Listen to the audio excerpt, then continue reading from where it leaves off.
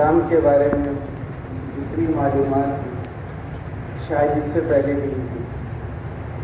آپ انٹرنیٹ پہ چلے جائیں، گوگل ہے، چیٹ جی پی ٹی آ گیا ہے، آپ اس پہ اسلام کے بارے میں ایک سوال پوچھیں، آپ کو وہ ہزاروں کتابیں، لاکھوں صفحات دے دیں.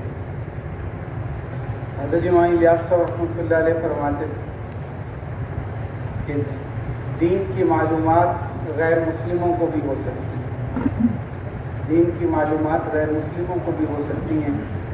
دین کی معلومات ہونا کوئی بڑی بات نہیں ہے، اصل دین پر عمل ہے. جرمنی میں ڈاکٹر گزرے ہیں، پروفیسر ڈاکٹر براؤن. وہ اسلامیات میں پی ایچ ڈی کرواتے تھے اور بہت سے لوگوں کو کروائی، انہوں نے اسلامیات میں تحقیق پی ایچ ڈی کروائی، لیکن وہ خود دہلیے تھے. دنیا میں آدمی کے آنے کا ایک ہی مقصد ہے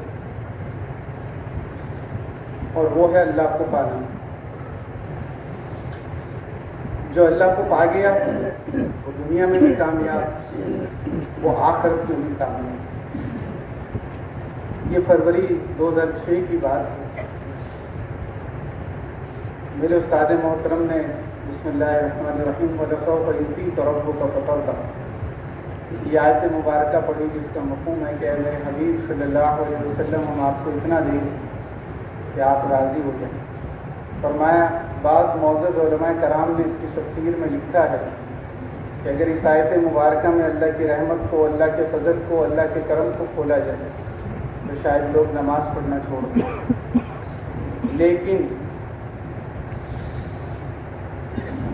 لیکن جب قیامت کے دن بندہ اللہ سے ملے گا، جب قیامت کے دن بندہ اللہ سے ملے گا تو اس بات کی تمنا کرے گا کہ اتنے پیارے اللہ کو میں نے دنیا میں کیوں نہیں پالا. تمنا کرے گا کہ اتنے پیارے اللہ کو میں نے دنیا میں کیوں نہیں پالا. میرے استاد محترم فرماتے 2006 میں عمرہ کر کے حرم میں بیٹھا تھا تو ایک صاحب آئے، سلام دعا ہوئی، ان سے پوچھا کیسا رہا. ان کا میں نے ابھی خانہ کعبہ کا غلاف پکڑا اور رو رو کے اللہ سے دعائیں کی اور اللہ کو اپنی ساری ضرورتیں بتا دی. فرمایا یہ ضرورتیں پوری ہو گئیں تو اور پیدا ہو جائیں گی، پھر کیا کرو گے؟ اس نے کہا یہ میں نے سوچا ہی. فرمایا تم دوبارہ جاؤ، خانہ کعبہ کا غلاف پکڑو اور اللہ سے رو رو کے یہ عرض کرو یا اللہ میں آپ کو لینے کے لیے آیا. اللہ کو اپنے ساتھ لے جاؤ تو تمہارے سارے مسئلے حل کر دیں گے، موت تک کے بھی اور موت کے بعد کے.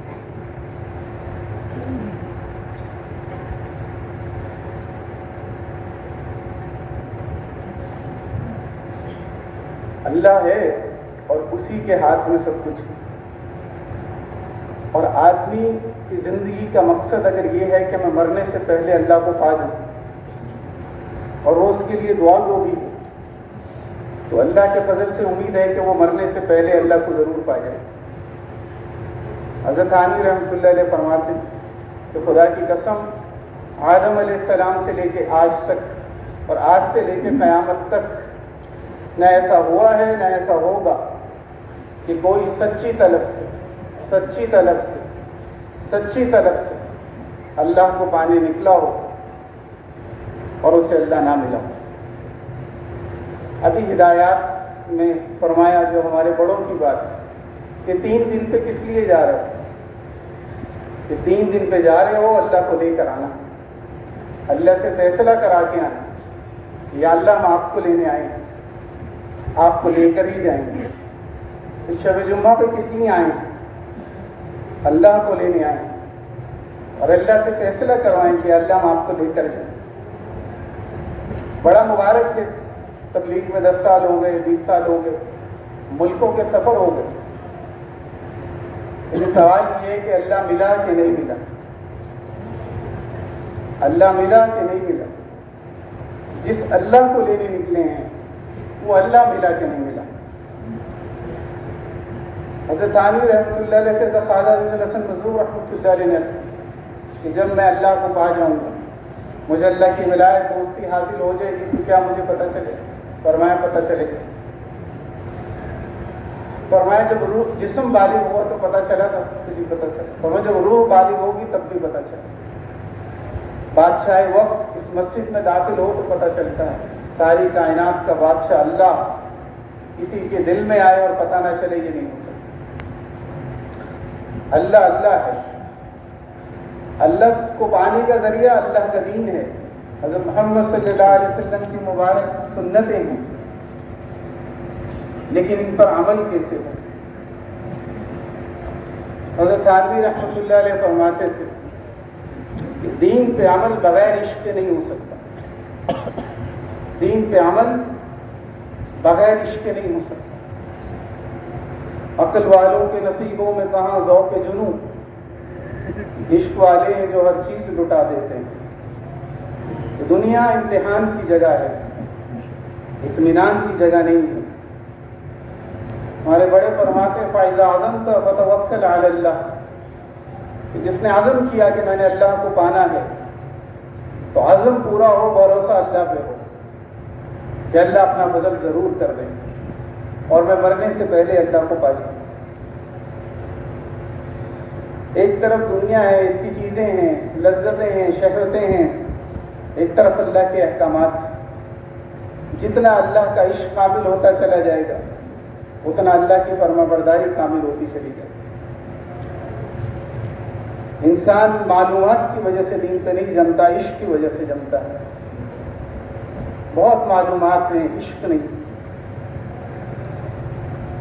معزز علماء کرام سے سنا کہ 4 بادشاہ ایسے گزرے جن کو اللہ نے دنیا پہ حکومت دی. 2 مسلمان 2 کافر. یہ کافر سجدہ کرواتے تھے، رب ہونے کا دعویٰ نہیں تھا. فرعون کو اللہ نے ایسی مضبوط بادشاہت دی تھی کہ اس نے رب ہونے کا دعویٰ کیا، انا ربکم الاعلی. اتنی مضبوط حکومت. کسی بھی معاشرے میں جو غلام اور باندی ہوتے ہیں وہ سب سے پست طبقہ ہوتا ہے. فرعون کی ایک باندی ایمان لے آئی. اس کی 2 بچیاں تھیں، ایک گود میں دودھ پیتی اور دوسری انگلی پکڑ کے چلتی تھی. فرعون کو پتہ چل گیا. اس نے اس باندی کو بلایا اور کہا مجھے پتہ چلا کہ تم موسیٰ علیہ السلام کے رب پہ ایمان لے آئی ہو اور تم مجھے رب نہیں مانتی. اس نے کہا ایسا ہی ہے. فرعون نے کڑھاؤ منگایا اور تیل ڈالا اور وہ کھولنے لگا. اس نے کہا تم مجھے رب مان لو، میں تمہیں سونے چاندی ہیرے جواہرات دوں گا، باغات دوں گا، دنیا کھول دوں گا تم تک. مجھے رب مان لو، اور اگر نہیں مانو گی تو تمہیں اور تمہاری بچیوں کو زندہ جلا دوں گا اس میں تیل میں.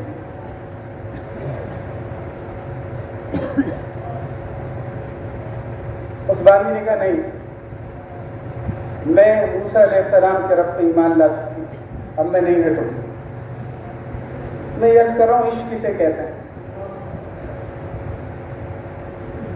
ایک طرف اتنی بڑی حکومت اور طاقت ہے، ایک طرف اللہ کا عشق. ایک طرف دنیا کی ہر نعمت ہے اور ایک طرف اللہ کا عشق. اور یہ باندی کوئی عالمہ نہیں ہے، کوئی بہت پڑھی لکھی نہیں ہے، لیکن اللہ کا عشق ہے. اس نے بات نہیں مانی.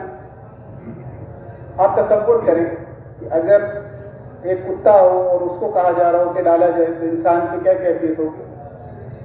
لیکن یہاں ایک بچی ہے اور انگلی پکڑ کے چل رہی ہے.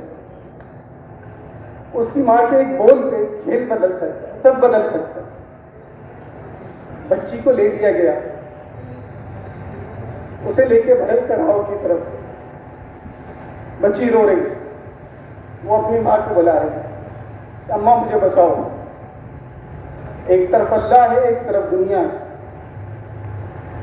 فرعون اس سے کہہ رہا ہے کہ اب بھی مان جاؤ. اس نے کہا نہیں. اللہ نے اپنی محبت کو ماں کی محبت سے تشبیہ دی ہے.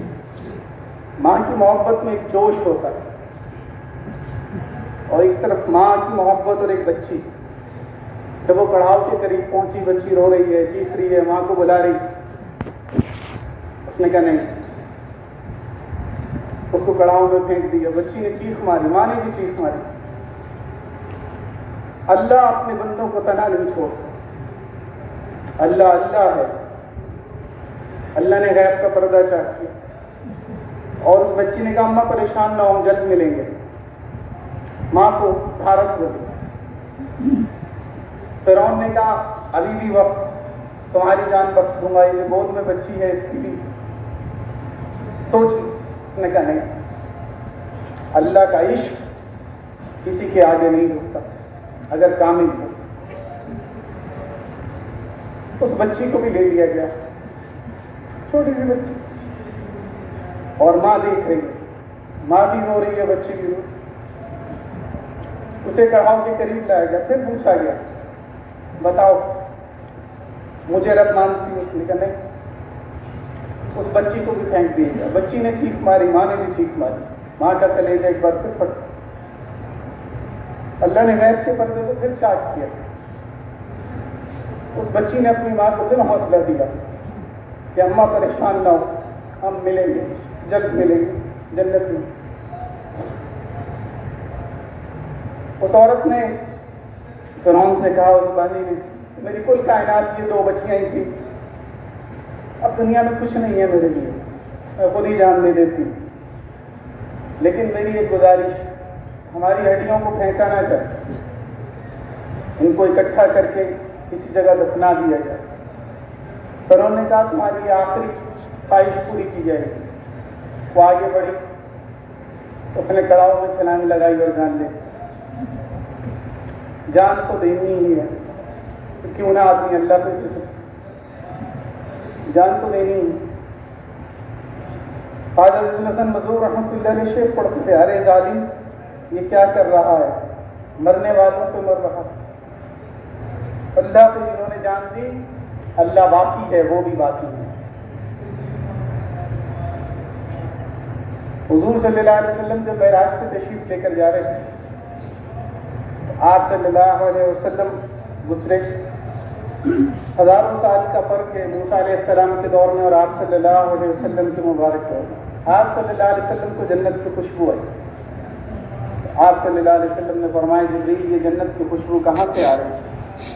جبریل امین علیہ السلام نے سارا واقعہ بیان کیا اور عرض کیا کہ یا رسول اللہ صلی اللہ علیہ وسلم، یہ اس باندی اور اس کی بیٹیوں کی جو ہڈیاں ہیں ان میں سے جنت کی خوشبو آ رہی ہے، اور ہزاروں سال پہلے یہ اللہ پہ جان دے۔ ایک نوجوان کو ایک حسین عورت سے عشق ہو گیا، دونوں جوان، وہ پرانے وقت میں دریچے ہوتے تھے، وہ اس میں بیٹھی تھی، وہ وہاں سے گزر رہا تھا شام کا وقت، اس نے اس سے بات چیت شروع کر دی، کرتے کرتے فجر کی اذانیں ہونے لگی، وہ نوجوان سمجھا عشاء کی اذان ہو رہی، لیکن اسے بات میں احساس ہوا کہ مجھے اس سے بات کرتے پتہ ہی نہیں چلا، ساری رات گزر گئی۔ غیب سے آواز آئی،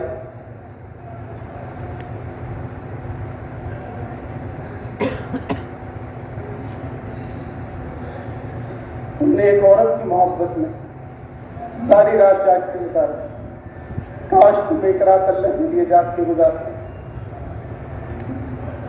کبھی ہم ایک رات اللہ کے لیے جاگ کے گزاریں اور اس میں صرف اللہ سے یہ عرض کریں یا اللہ ہم دنیا میں آپ کو لینے آئے تھے، کسی کے 20 سال گزر گئے، کسی کے 40، کسی کے 24، لیکن یا اللہ آپ ملے یا نہیں ملے اس کا فیصلہ ہر آدمی کر سکتا کہ اس کے دل میں اللہ ہے یا نہیں ہے، تو بڑی مبارک بات ہے، نہیں ہے تو اللہ سے روئے۔ ابھی وقت ایک مجھے پٹھان ذاتی تو سادہ سے بڑی پیاری کرتے تھے، جب تک سانس ہے تب تک چانس ہے، اور اللہ سے کہ اللہ میاں میں زندہ ہوں، آپ جو چاہیں کر سکتے ہیں، آپ ابھی فیصلہ کریں مجھے اپنا عشق، اپنی محبت تعلق نصیب کرنے کا، تو آپ کو کون روک سکتا ہے؟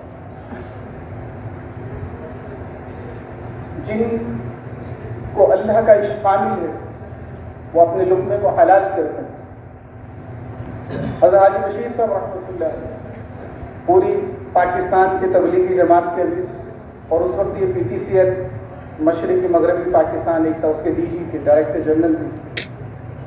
8 سے 2 بجے تک کا ان کا وقت ہوتا تھا، 7:55 پہ دفتر پہنچتے تھے، 2 بجے چھٹی ہوتی تھی، 2:05 پہ دفتر سے اٹھتے تھے. 6 گھنٹے پوری دماغی جسمانی ہر صلاحیت لگاتے تھے اپنے کام میں. فرماتے تھے حکومت مجھے اس ملازمت کے پیسے دیتی ہے، اس ملازمت کے پیسے دیتی ہے مجھے، اس لیے مجھے اپنا لقمہ حلال کرنے کے لیے اپنی پوری صلاحیتیں لگانی چاہیے.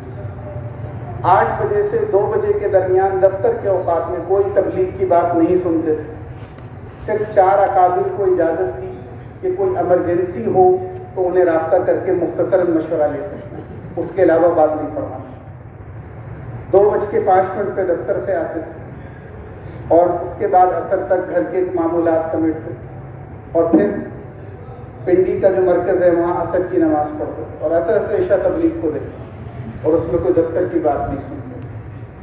میرے استاد نے مجھے نصیحت فرمائی کہ حلال کا لقمہ آج کی ولایت سے، حلال کا لقمہ آج کی ولایت سے، اپنے لقمے کو حلال کرے یا آپ کو اللہ کے تعلق میں تیزی سے بڑھے. لیکن نبی صلی اللہ علیہ وسلم نے فرمایا جس کا مفہوم ہے کہ پوری سچائی اور دیانتداری سے کاروبار کرنے والا قیامت کے دن انبیاء، صدیقین اور شہداء کے ساتھ. مفہوم یہ کاروبار آپ کو اللہ تک پہنچائے گا اگر اس میں سچائی اور دیانتداری ہے. یہ ملازمت جو معزز اساتذہ کرام پڑھا رہے ہیں، مولانا عمران اکشر صاحب رحمۃ اللہ علیہ فرماتے تھے کہ اگر استاد دیندار ہے، اللہ کا عاشق ہے، اللہ کا تعلق اس میں ہے تو اس سے انگریزی پڑھنے والے طالب علم دیندار بنیں گے. اور اگر استاد میں اللہ کا عشق نہیں، اللہ کی محبت نہیں، دین نہیں ہے، بے دینی ہے، تو اس سے قرآن اور حدیث پڑھنے والے بے دین بنیں گے.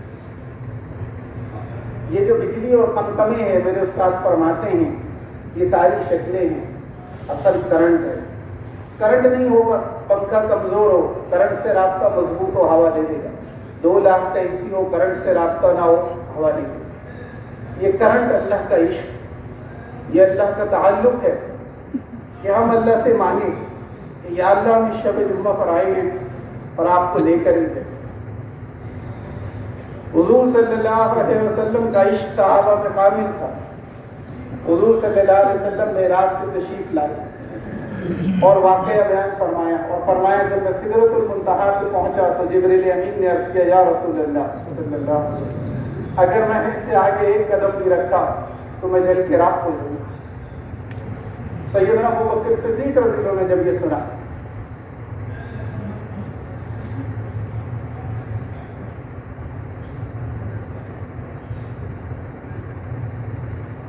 انہوں نے عرض کیا یا رسول اللہ اگر میں جبریل کی جگہ ہوتا تو وہاں بھی آپ کو نہ چھوڑتا، چاہے میں جل کے راکھ ہو جائے، میں آپ کو نہ چھوڑتا.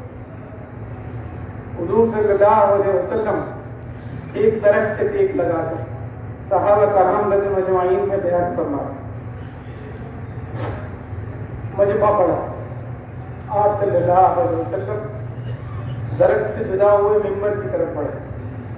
جب آپ درخت سے جدا ہوئے اس درخت نے چیخ ماری.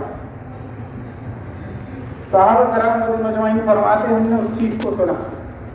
حضور صلی اللہ علیہ وسلم پلٹے. آپ صلی اللہ علیہ وسلم نے اس درخت کو گلے سے لگایا، اس کو تسلی دی اور فرمایا کہ آج تو میری جدائی کو برداشت کر لی، کل میں تجھے اللہ سے کہہ کے جنت کا درخت بنوا دوں گا اور جنتی تیرے پھل کھائیں گے. اس نے عرض کیا یا رسول اللہ میں راضی ہوں. آپ صلی اللہ علیہ وسلم صحابہ کی طرف متوجہ ہوئے اور فرمایا اگر میں اس درخت کو گلے نہ لگاتا، اس کو تسلی نہ دیتا تو یہ قیامت تک ایسے ہی ہوتا رہا. حضرت حسن بصری رحمۃ اللہ علیہ فرماتے ہیں جب وہ اس حدیث کو نقل کرتے ہیں تو وہ اتنا روتے تھے کہ ان کی پسلیاں پھٹنے کو ہو جاتی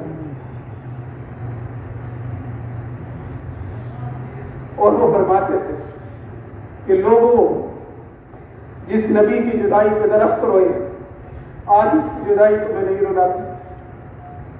جس نبی کی جدائی پہ درخت روئے آج اس کی جدائی کو میں نہیں رلاتی. آج ہمیں نہ سنت میں کامیابی کا یقین ہے، نہ عزتوں کا یقین ہے کہ ہمیں دنیا آخرت کی عزت کامیابی حضرت محمد صلی اللہ علیہ وسلم کے طریقوں پہ چلنے سے ملے گی، اس لیے ہم چھوڑ دیں۔ صحابہ کا عشق بھی کامل تھا، یقین بھی کامل تھا۔ دو بڑی طاقتیں معزز علماء کرام سے سنی، روم اور فارس۔ فارس کا شاہی دسترخوان ہے، بادشاہ صحابی رسول صلی اللہ علیہ وسلم تشریف فرما، لقمہ گر گیا، صحابی نے لقمہ اٹھایا اور صاف کر کے کھا لیا۔ کسی نے عرض کیا یہاں یہ عیب سمجھا جاتا ہے، فرمایا کہ میں ان بیوقوفوں کی وجہ سے حضور صلی اللہ علیہ وسلم کی سنت نہیں چھوڑ سکتا۔ مولانا قاسم نانوتوی رحمۃ اللہ علیہ، جو ان سے اللہ نے دارالعلوم دیوبند بنوایا، وہ یہ شعر پڑھتے تھے جنت کو مخاطب کر کے، تجھ میں حور و قصور رہتے ہیں، میں نے مانا ضرور رہتے ہیں۔ جنت سے خطاب کرتے، تجھ میں حور و قصور رہتے ہیں، میں نے مانا ضرور رہتے ہیں، میرے دل کا طواف کر جنت، میرے دل میں حضور رہتے ہیں۔ مفہوم ہے میرے بعد ایسے لوگ آئیں گے جو اس بات کی تمنا کریں گے کہ اپنے بیوی بچے مال اولاد سب کچھ دے کر ایک بار مجھے دیکھ لیں۔ آج بھی ایسے خوش نصیب ہیں، لیکن سوال یہ ہے کہ کیا میں ان میں سے ہوں کہ نہیں؟ میرے دل میں حضور ہیں یا نہیں؟ مجھے حضور صلی اللہ علیہ وسلم سے عشق ہے کہ، اور مجھے حضور ملے یا نہیں ملے؟ جب آدمی کو اللہ سے عشق ہو جاتا ہے، اس کی نمازیں لمبی ہو جاتی ہیں، آدمی کو جس سے بات کرنے میں لطف آئے، جس سے محبت ہو، وہ بات کو لمبا کر دے۔ آپ دیکھیے جس دوست سے محبت ہو، اس سے بات کرتے وقت کا پتہ نہیں چلتا۔ ایک صحابی رسول صلی اللہ علیہ وسلم فرماتے ہیں، لوگوں آج تمہارے واعظ مختصر ہیں اور نمازیں لمبی ہیں، ایک وقت آئے گا تمہارے واعظ لمبے ہو جائیں گے اور نمازیں مختصر ہو جائیں گی۔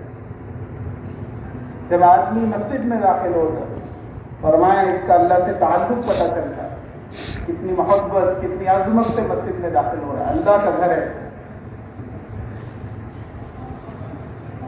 کتنی خوشی کے ساتھ داخل ہو رہا ہے۔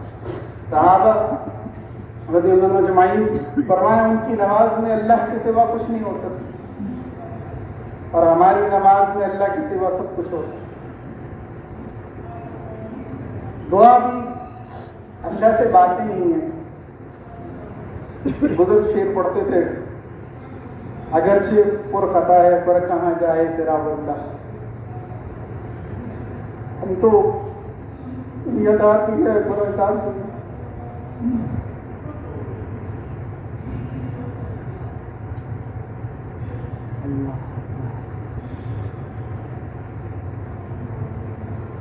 اگرچہ پر خطا ہے پر کہاں جائے تیرا بندہ تیرے در پر با امید کرم آیا، تیرا بندہ تیرے در پر با امید کرم آیا۔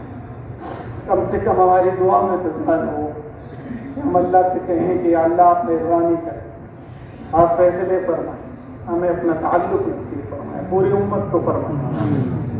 حجاج بن یوسف طواف کرنے کے لیے آئے، اس نے دیکھا ایک آدمی خانہ کعبہ کا غلاف پکڑ کے دعا مانگ رہا ہے۔ اس نے کہا اس کو پکڑ کے لا۔ اس سے پوچھا تم کون ہو؟ اس نے کہا میں نابینا ہوں، پچھلے 20 سال سے اللہ سے آنکھیں مانگ رہا ہوں۔ حجاج بن یوسف نے کہا ظالم، اللہ کا گھر ہے، قبولیت کی گھڑی ہے، اور 20 سال ہو گئے تو اللہ سے آنکھیں نہیں لے سکتے۔ اس نے کہا 3 دن ہیں، اگر تو 3 دن میں اللہ سے آنکھیں نہ لے سکا تو میں تجھے قتل کر دوں۔ سننے نے پوچھا آپ کون ہیں؟ اس نے کہا میں حجاج بن یوسف ہوں، وہ ڈر گئے یہ مجھے قتل کر دے گا۔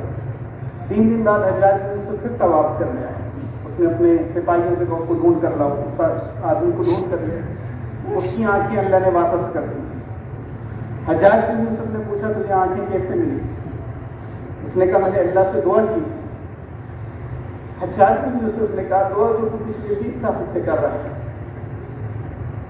اس نے کہا ہاں یہ سچ ہے، مجھے وجہ سمجھ نہیں آئی۔ حجاج بن یوسف نے کہا میں بتاتا ہوں،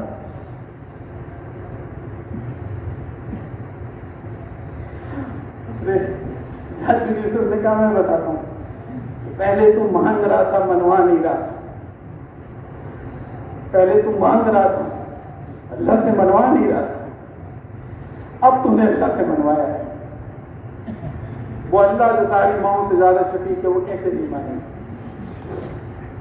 اللہ فرماتے ہیں کون کہتا ہے کہ اس نے مانگا اور میں نے نہیں دی؟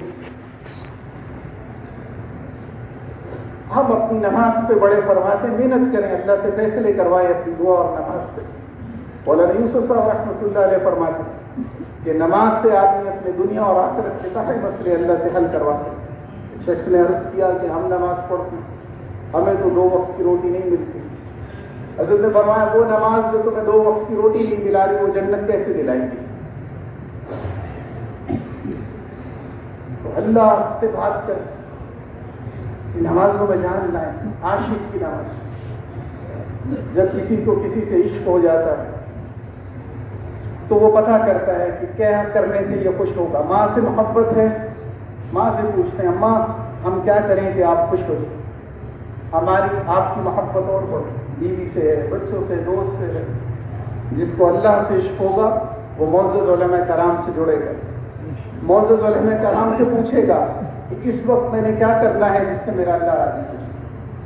حاجی عبدالوہاب صاحب رحمۃ اللہ علیہ فرماتے تھے اللہ بہت بڑی بات ہے کہ نہ ہم ملک چاہتے ہیں نہ ہم مال چاہتے ہیں، ہم یہ چاہتے ہیں کہ اللہ اپنی چاہت ہم پہ کھول دے اور ہم اللہ کی چاہت کو حضرت محمد صلی اللہ علیہ وسلم کے طریقے سے پورا کریں۔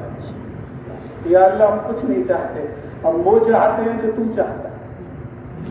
فدا ان کی مرضی پہ اپنی رضا کر، فقیری پہ دیکھے گا سلطانیہ۔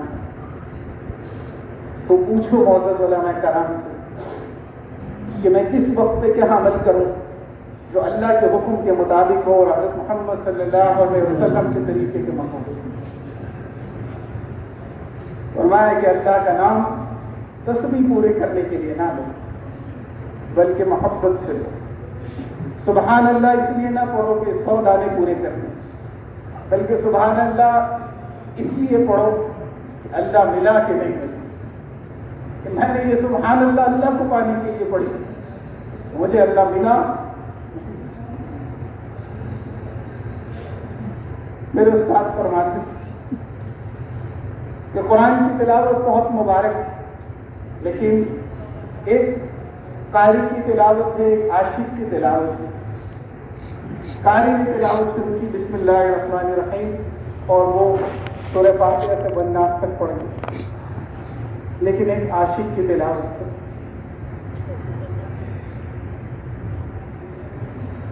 اس نے پڑھنا شروع کیا بسم اللہ ہے، اب وہ بسم اللہ پہ رک چکی اور وہ روئے جا رہے اور رو اس بات پہ رہا ہے کہ اللہ کا نام آ گیا، میرے محبوب کا نام آ گیا، وہ اللہ کے نام کو چوم رہا ہے اور رو رہا ہے۔ یہی اللہ میرا مقصود ہے۔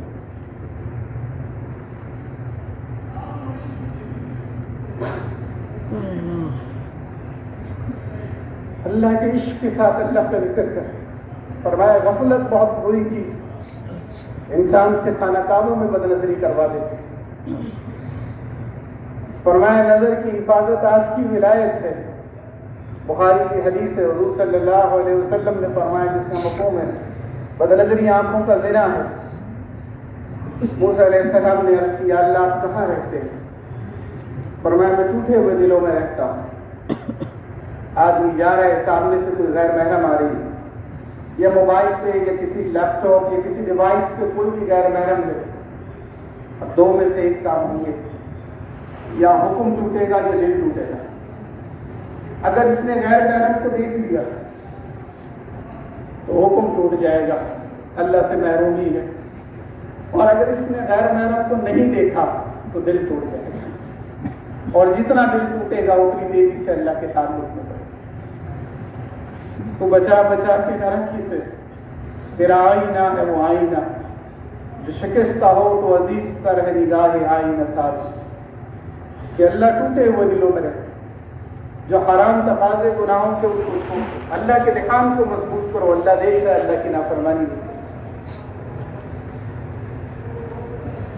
عام طور پہ کہتے ہیں کہ بدنظری سے بچا نہیں جاتا، ہمت نہیں ہوتی۔ حضرت تھانوی رحمۃ اللہ علیہ فرماتے ہیں کہ اللہ نے جو حکم دیا ہے اس کو پورا کرنے کی استعداد بھی دی۔ فرمایا قدرت ذیلین سے ہوتی ہے کہ آپ ایک کام کو کر بھی سکتے ہیں، نہیں بھی کر سکتے۔ میں یہ ہاتھ اوپر بھی کر سکتا ہوں، نیچے یہاں رکھ سکتا ہوں، ذیلین ہے۔ ایک لڑکا لڑکی بدنظری کر رہے ہیں یا کسی موبائل پہ کوئی غیر محرم کی تصویر دیکھ رہا ہے، سانپ نکل آئے یا شیر آ جائے، ابھی بدنظری چھوڑ دے گا۔ فرمایا جان پیاری ہے، جان بچانے کے لیے بدنظری چھوڑ دی، اللہ پیارے نہیں ہے، اللہ کے لیے نہیں چھوڑتے۔ ہم اللہ کے لیے چھوڑ دیں، اللہ ملے گا۔ حدیث کا مفہوم ہے جو اللہ کے ڈر سے اپنی نظر کو جھکا لے، اللہ ایمان کی حلاوت اور مزہ نصیب کرے۔ شیخ الحدیث زکریا صاحب رحمۃ اللہ علیہ نے آپ بیتی میں لکھا اپنی کتاب بدنظری کی پہلی نحوست یہ ہے کہ عبادت کی لذت چھین لی جاتی ہے۔ جلال الدین رومی رحمۃ اللہ علیہ مثنوی شریف میں فرماتے ہیں کہ جب ایک مرتبہ لفظ اللہ کہتا ہو میرے جسم کے بال بال سے شہد کی نہریں جاری ہو جاتی ہیں۔ فرمایا لوگوں تم اللہ کہتے ہو، تمہیں مزہ کیوں نہیں آتا؟ پھر آگے لکھتے ہیں کہ بتاؤ چینی میں زیادہ مٹھاس ہے یہ چینی کے بنانے والے میں زیادہ مٹھاس ہے؟ فرمایا کہ تمہیں اس لیے نہیں مٹھاس آ رہی، مزہ آ رہا اللہ کے نام میں کہ تم گناہوں میں۔ فرماتے ہیں کہ ایک آدمی بہترین عطر لگائے، سارے جسم پہ گندگی لگا لے، اسے خوشبو نہیں آئی، حالانکہ خوشبو ہے۔ تو ہم اللہ کا ذکر مضبوط کریں، اللہ کی محبت سے کریں تاکہ اللہ کا دھیان کامل ہو، اللہ کی فرمانبرداری کریں۔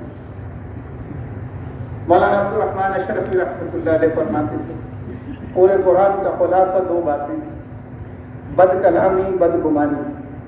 اور بد کلامی سے جسمانی بیماریاں پیدا ہوتی ہیں اور بد گمانی سے روحانی بیماریاں پیدا ہوتی ہیں۔ اور فرمایا ان دونوں کا خلاصہ ہے عاجزی، اللہ پاک عاجزی پہ ملتی۔ فرمایا سب کچھ ہوتے ہوئے کچھ نہ ہونا یہ کمال ہے۔ حضور صلی اللہ علیہ وسلم اگر اللہ کے بعد جو معزز علماء کرام سے سنا کسی کا مرتبہ اور درجہ ہے تو حضرت محمد صلی اللہ علیہ وسلم ہے، لیکن آپ عاجزی کی انتہا بھی ہیں۔ کبھی آپ کے بارے میں امیر المومنین، سردار، بادشاہ، شہنشاہ کوئی لقب نہیں آیا، یہ عاجزی۔ سیدنا ابوبکر صدیق رضی اللہ عنہ فرماتے تھے اللہ کا شکر ہے کہ اللہ نے اپنے تک پہنچنے کا راستہ عاجزی میں رکھا ہے۔ عاجزی کرے لوگوں کے ساتھ، محبت سے پیش آئیں۔ حاجی عبد الوہاب صاحب رحمۃ اللہ علیہ سے پوچھا آپ نے اتنے سال 70 سال سے زیادہ تبلیغ میں گزار دیے، آپ کی تبلیغ کا کیا خلاصہ ہے؟ فرمایا محبت، لوگوں کو محبت دیں، دل ٹوٹے ہوئے، دل ٹوٹے ہوئے۔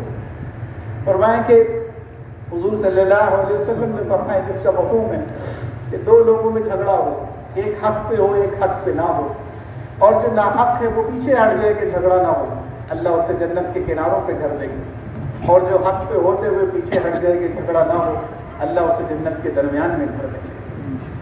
حضرت امام حسین رضی اللہ عنہ کے بھائی ہیں محمد بن حنفیہ، ان میں کسی بات پہ اختلاف۔ محمد بن حنفیہ نے ایک خط بھیجا امام حسین رضی اللہ عنہ، اس میں لکھا تھا کہ آپ فاطمہ رضی اللہ عنہ کے بیٹے ہیں اور میں حنفیہ کا بیٹا، دونوں حضرت علی رضی اللہ عنہ کی بیوی ہیں، آپ کی والدہ میری والدہ سے افضل ہیں، آپ مجھ سے افضل ہیں، لیکن جو صلح میں پہل کرتا ہے اس کا اللہ کے ہاں درجہ بڑھ جاتا ہے۔ میں چاہتا ہوں کہ آپ مجھ سے آخرت میں ہمیشہ آگے رہیں، ورنہ میں خود آ کے صلح کر لیتا۔ میری خواہش ہے کہ آپ آ کے صلح کر لیں تاکہ آپ کا اللہ کے ہاں درجہ بڑھ جائے۔ امام حسین رضی اللہ عنہ جب یہ سنا پڑھا تو اس وقت سر مبارک پہ کچھ تھا نہیں، ننگے سر تھے، ننگے پاؤں بھاگے ہوئے گئے اور اپنے بھائی کو گلے سے لگایا۔ محبت دیں، انسان ہیں، غلطیاں ہوں۔ مولانا سید احمد خان صاحب رحمۃ اللہ علیہ فرماتے تھے دو کام سیکھ لو ساری زندگی سوکھی رہو گے، ایک معاف کرنا سیکھ لو، ایک معافی مانگنا سیکھ لو۔ حجاج بن یوسف کے پاس ایک کیس آیا، ایک عورت تھی، اس کا بھائی تھا، اس کا بیٹا تھا، اس کا شوہر تھا، اس نے کہا دو کو قتل کروں گا ایک کو بچا لیں۔ اس عورت نے کہا شوہر اور مل جائے گا، نکاح کر لوں گی، اللہ نے فضل کیا تو اولاد اللہ دے دے گا، لیکن بھائی نہیں ملے گا، ماں باپ نہیں ہیں، میرے بھائی کو چھوڑ۔ حجاج بن یوسف نے کہا کہ میں تیرے حسن انتخاب پہ تینوں کو چھوڑ، آج چند پیسوں پہ چند چیزوں پہ دل ٹکڑے ٹکڑے ہیں۔ ایک بندے نے عجیب بات کی، میرے دل کو لگی، آج ایسے لوگ شاید کم ہیں جنہیں اس لیے نیند نہیں آ رہی کہ پھر رات کو کھانے کو روٹی نہیں ملی، لیکن شاید ایسے لوگ بہت ہیں جنہیں اس لیے نیند نہیں آ رہی کہ کسی ne دل کا حال نہیں سنا، کسی کے سامنے دل کھول کے نہیں رکھ سکے، محبتیں اٹھ گئی ہیں، محبتیں۔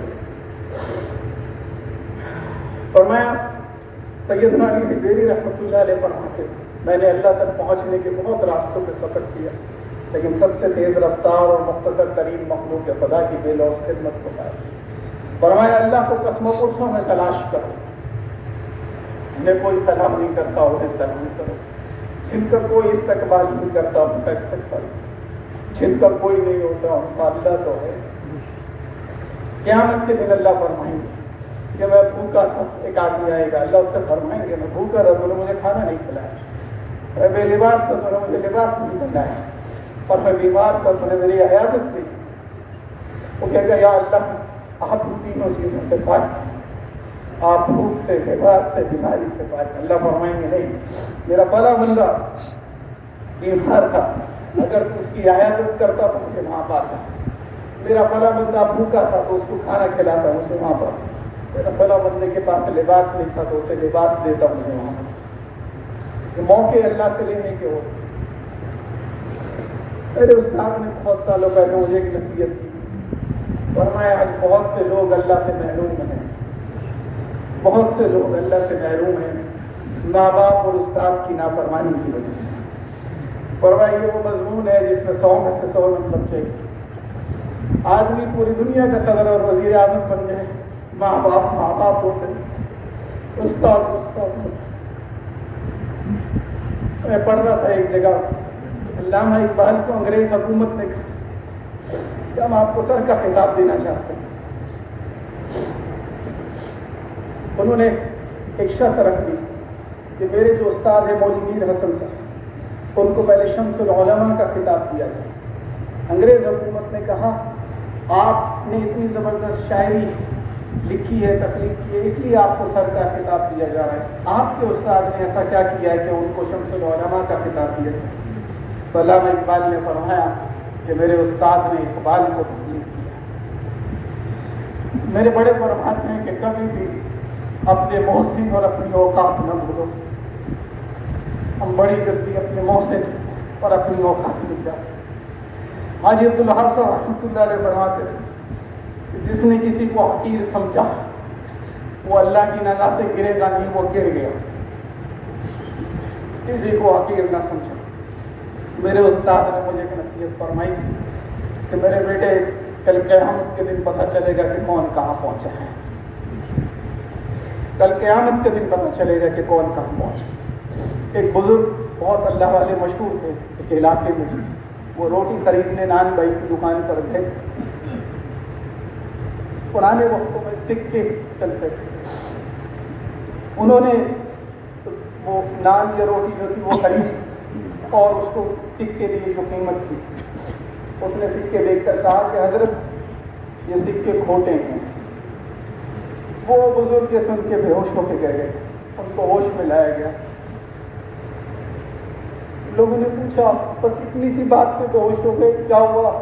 اس نے یہ تو کہا تھا یہ چند سکے ہیں، یہ کھوٹے ہیں، دوسرے دیتے تھے۔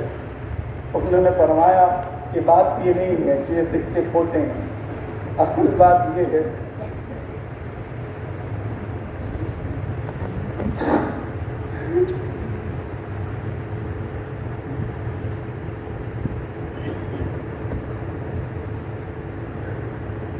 بات کی ہے کہ میں انہیں ساری زندگی کھڑا سمجھتا رہا، لیکن جب پرکھنے والے نے پرکھا تو پتہ چلا کہ کھوٹے ہیں۔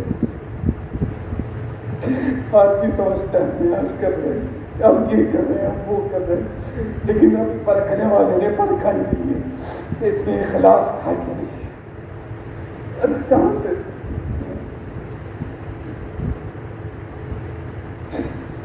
قیامت کے دن پتہ چلے گا کہ کون ہے۔ قیامت کے دن شہید آئے گا۔ معزز علماء کرام سے ہم نے حدیث مبارک سنی، کتنا بڑا عمل ہے شہادت، جان دینا آسان بات ہے۔ اللہ فرمائیں گے معزز علماء کرام کو تحس لما فی الصدور، کہ دلوں کو چیر کے دیکھا جائے گا کہ اس میں کیا ہے۔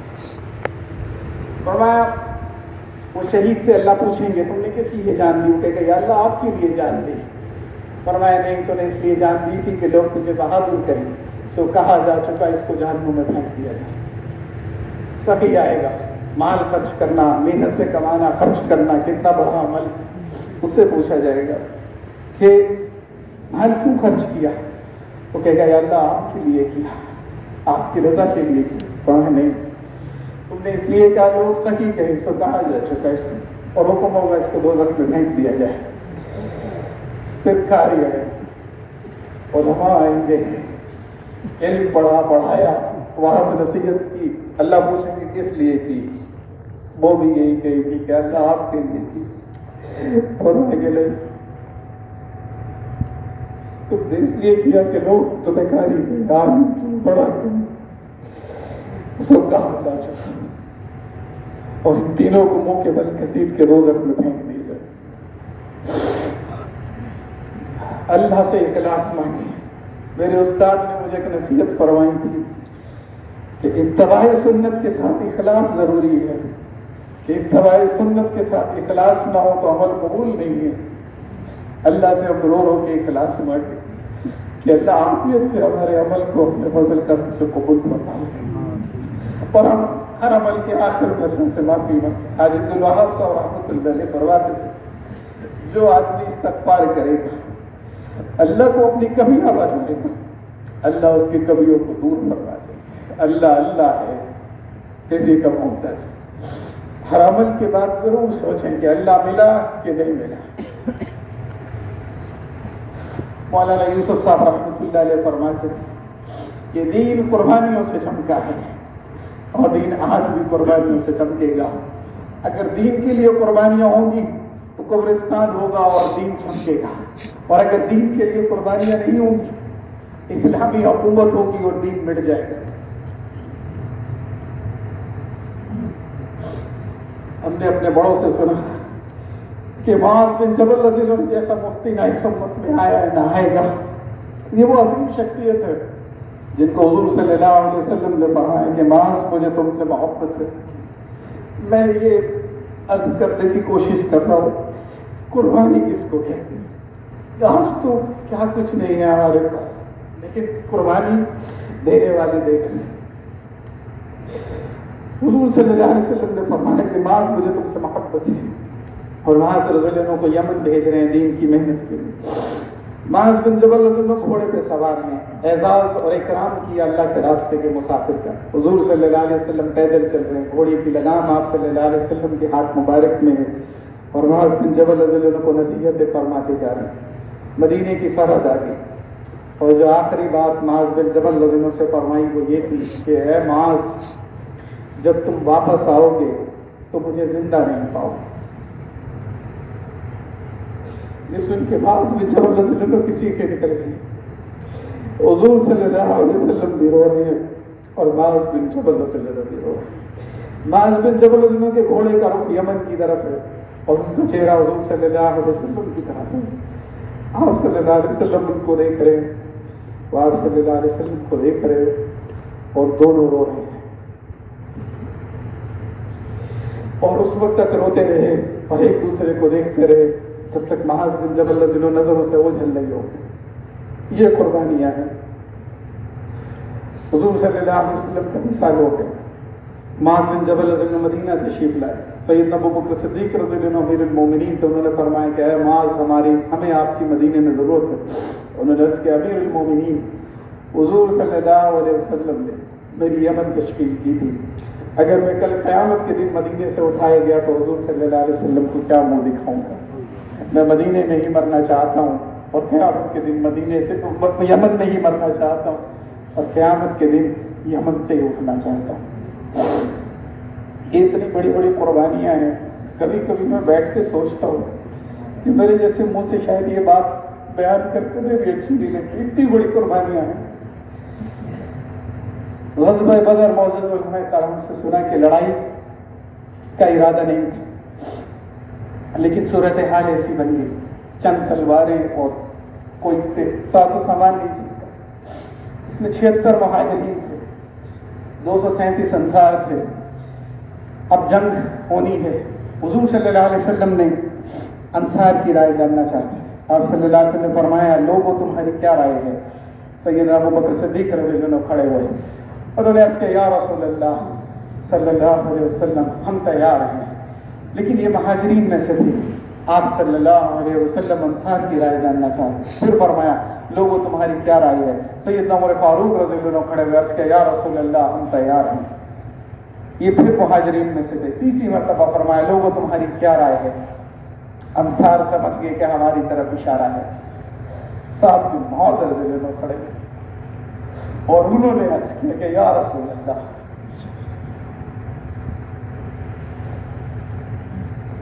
हम तैयार हैं, हम तैयार हैं।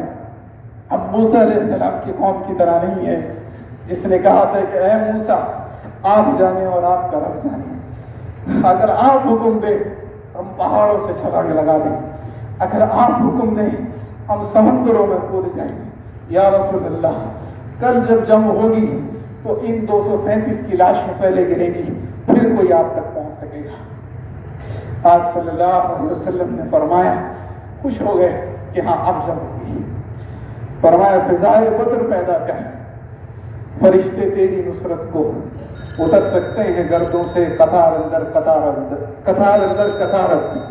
अल्लाह ने सहाबा कराम नजमाइन की नुसरत के लिए फरिश्तों को भी भेजा और अल्लाह खुद भी मैदान जंग में आ गया और फतह दी। आज भी अल्लाह वही है। बस हम अज़म करें कि हम अल्लाह से रो रो के दुआ करेंगे कि हम सब मरने से पहले अल्लाह को पा जाएं और सारी दुनिया के इंसान मरने से पहले अल्लाह को पा जाएं। उसके लिए दीन की मेहनत है, कोशिश है। इसके लिए भाई हिम्मत करके फरमाइए कि कौन कौन अल्लाह के रास्ते में जाने के लिए, कुर्बानियों के लिए तैयार है। अज़म और हौसले के साथ वही एक झूठी कुर्बानी तो सब करे, इंशाअल्लाह इंतहाई कोशिश